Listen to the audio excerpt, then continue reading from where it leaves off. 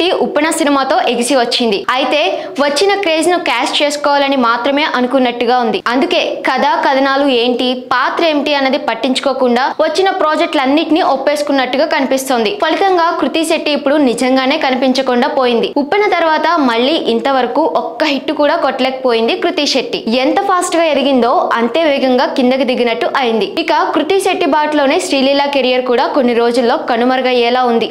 ఇక శ్రీలీలకు పెళ్లి సందడి, ధమాకా చిత్రాలు బాగా కలిసి వచ్చాయి. ఆ రెండు చిత్రాలతో శ్రీలీలకు టాలీవుడ్ లో ఎర్ర తివాచి పరిచి స్వాగతం పలికినట్లయింది. ధమాకా తర్వాత శ్రీలీలకు ఆఫర్లు మరింతగా వెల్లువెత్తాయి. గత ఏడాది ద్వితీయార్థంలో నెలకు ఒక సినిమా అన్నట్టుగా వచ్చింది. కానీ అందులో ఒక్కటి కాస్త పర్వాలేదన్నట్టుగా శ్రీలీలకు పేరు తెచ్చిపెట్టింది. రామ్ తో చేసిన స్కంద, వైష్ణవ్ తేజ్ తో చేసిన ఆదికేశవ, నితిన్ తో తీసిన ఎక్స్ట్రాడినరీ మ్యాన్ ఇలా అన్ని బోల్తా కొట్టేశాయి. బాలయ్యతో చేసిన భగవంత్ కేసరి శ్రీలీలను కాపాడినట్లు అయింది. ఈ ఏడాది గుంటూరు కారం అంటూ మరో ఫ్లాప్ మూటగట్టుకుంది. ఇక ఈ సినిమా సంగతి పక్కన పెడితే శ్రీలీల పోషించే పాత్రలు మరింత నాసిరకంగా ఉంటున్నాయి. కేవలం 4 స్టెప్పుల కోసమే ఆమెను తీసుకున్నట్లుగా ఉంది. అయితే తాజాగా కృతి శెట్టి షాపింగ్ మాల్ లో ఓపెనింగ్ కు వెళ్ళినట్లుగా ఉంది. అక్కడ ఓ అమ్మాని స్కంద సినిమా బాగుంది అన్నాడు. ఓ అవునా అంటూ నవ్వేసింది. స్కందాలో నేను లేను అంటూ కూల్ గా రిప్లై ఇచ్చింది. స్కందాలో హీరోయిన్ ఎవరన్నది కూడా గుర్తుపట్టలేదన్నమాట.